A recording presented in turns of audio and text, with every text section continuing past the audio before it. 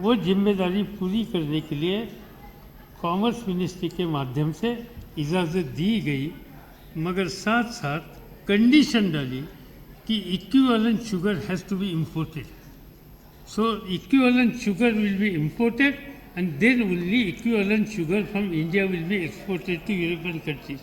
So there is no question of any effect or impact on our own stock position. That was the position. यहाँ एक बतलाया गया है कि आपने चीनी का स्टॉक क्यों, बफर स्टॉक क्यों नहीं किया. मुझे लगता है कि शायद उनको ज़्यादा मालूम नहीं होगा. चीनी एक ऐसा आइटम है कि वो साल 1.5 साल से ज़्यादा स्टोर कर नहीं सकते. इसको आग लगती है, ख़राब होती है, और कभी आज तक किसी सरकार ने चीनी का बफर स्टॉक रखा नहीं. इंडिया के ज़माने में भी कभी रखा नहीं, आज के ज़माने में भी कभी रखा नहीं. ये बात सच है कि 3 साल पहले, 4 साल पहले देश में चीनी का उत्पादन बहुत बढ़ा था. देश की ज़रूरत से दुगुना चीनी देश में थी. चीनी का देश का मार्केट, दुनिया का मार्केट नीचे आया था. यहाँ चीनी मिल किसानों की कीमत देने की परिस्थिति में नहीं थी. केन ड्यू 4,000 करोड़ से ऊपर गई थी.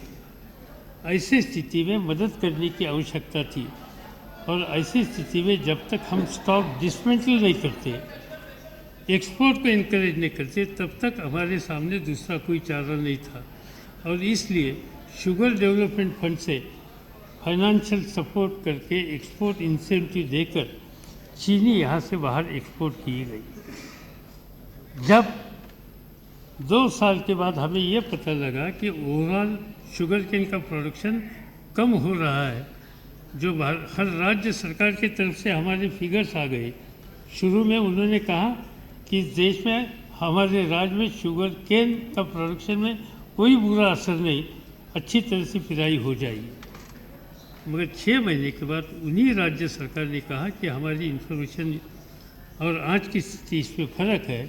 हमारे यहाँ शुगर केन प्लांटेशन कम हुआ है.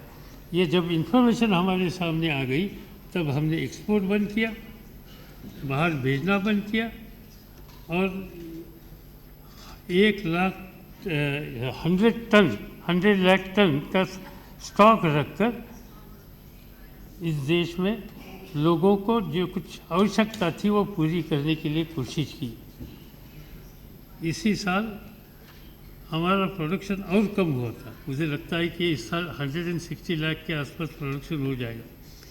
कैरी ओवर हमारे पास 24 लाख टन है. 184 लाख का हमारा अवेलेबिलिटी होगी, और हमारी जो गरज है, रिक्वायरमेंट है, वो 230 लाख की है. जो बीच में गैप है, वो गैप भरने के लिए हमने इंसेंटिव देकर, इंसेंटिव यानी we have not put any taxes and we have allowed anybody to import. They can import raw sugar, they can import fine sugar. And fortunately, industry has already contracted substantial quantity. Some quantity has been reached to country, and some quantity is on way. I am confident that whatever the requirement of the country, that gap will be fulfilled because of this import. But the prices which farmers are getting today, my own observation, the farming community are quite happy about this. I recollect, or the whole honorable members will also recollect, last year, immediately after the election, when we met here, first 2 days, house could not function because of the agitation from the sugarcane farmers. You recollect that. And there was a demand that we should provide such and such price to the farmer. Government considered that demand. New formula has been adopted. New price has been announced. And fortunately, industry is also, most of the places, industry is also paying same price. As on today, the farmer in Uttar Pradesh is getting somewhat near to 250 to 260 rupees per quintal price for sugar cane, which he never got in last 50 years. I don't want to give more information, but recently I don't want to give the name of one district. In my home state, one of the districts which produced sugar cane, and I had been there for some reason, I visited 3 assembly segments. The collector gave me report in 3 assembly segments. It is essentially sugarcane producing districts. So in 3 assembly segments, in last 4 months, 55,000 motorbike has been purchased by farmers. And along with this, lot of work I have seen it was going on about digging well. They are buying new equipment. Somebody is constructing their houses. Rural India is really changing, particularly sugarcane area, because of this. Who? Yes, cotton also. That's why I was saying that 3,000 rupees cotton farmer has never seen in last 40, 50 years. So it is a conscious decision of the government of India to provide better prices.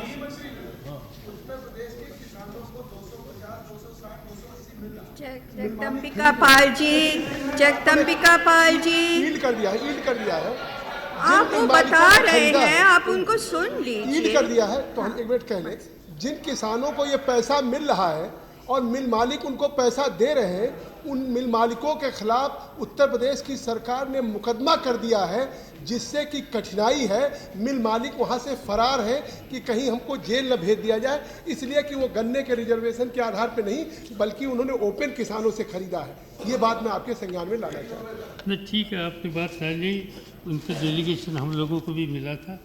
मैंने उत्तर प्रदेश सरकार को इस बारे में लिखा है और मुझे विश्वास है कि इसमें कुछ न कुछ कदम उठाएंगे। मगर एक बात अच्छी है कि मैंने आपसे ही सुना यहाँ कि 250 से ज़्यादा कीमत आपके यहाँ भी मिल रही है, तो उत्तर प्रदेश के किसानों को ये कीमत आज तक कभी मिली नहीं थी।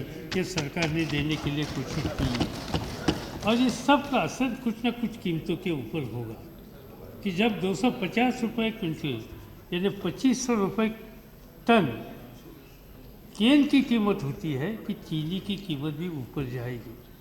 मगर जो बहुत ही ऊपर चीनी की कीमत जा रही थी, इस पर कुछ न कुछ परिवर्तन हुआ है और मुझे विश्वास है कि चीनी की प्राइस 35-36 के आसपास स्टेबल हो सकती है। आज वो ट्रेंड यहाँ दिखा रहा है, वो कोई 50 तक जाएगा, ऐसी स्थिति आज की नहीं है। और इसलिए मैं इतना ही कहना चाहता हूँ कि जैसे मैंने शुरू में कहा कि सरकार की नीति कि किसान को ठीक तरह से कीमत दे, इस पर अमल करने के लिए प्रयास किए गए।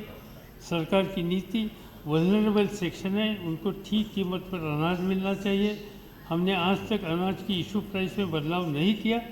पूरी जिम्मेदारी ज़्यादा पैसे की सरकार ने लेकर उनको उसी कीमत पर 2002 की कीमत पर हम आज भी अलॉटमेंट करते हैं। इससे इन वर्गों की हितों की रक्षा करने के प्रयास आज भारत सरकार की है। समाज का जो बाकी वर्ग है, जो APL कैटेगरी है, उनको भी हम उत्पादन बढ़ाकर, अवेलेबिलिटी बढ़ाकर, वो आज जो महंगे की समस्या उनके सामने में आती है वो कम करने के लिए कोशिश कर रहे हैं।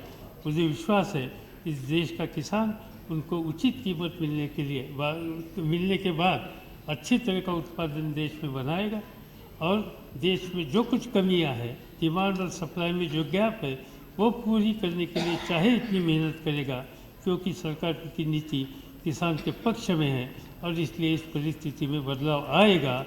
जो प्रधानमंत्री जी ने कहा कि worst time is over, I am absolutely confident about that. Worst time is over and we are on the line of a better days. I am sure the situation will change and आम जनता जो कुछ सहन कर रही है इसमें बदलाव आएगा।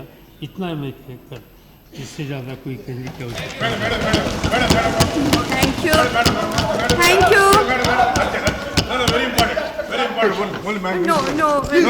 Please, one question. Honorable Minister, sir, Madam, with the support of the Government of India, encouragement from the Government of India, having found the Andhra and coastal districts are suitable in climate for raising the palm oil garden, they have raised 1 lakh hectares of gardens now. The rate of palm oil has suddenly fallen from 6,300 to 3,400. Thereby, the entire farming community who have raised the plant for 4 years now, Only after 4 years it will come to crop. Now they are in a condition to cut all the palm oil gardens. Now, if the Honorable Minister were to pass on the same subsidy which he is giving to importers for palm oil from Malaysia and other countries to the farmers, there will not be a need for import of edible oil, particularly palm oil, which is 60 lakh tons now from other countries. So, will the Honorable Minister promise in this House that he will pass on that subsidy which is being given to traders to the farmers so that permanently this problem will be solved? Hey, not so many questions. No, not so many questions. No, this is not a question answer session.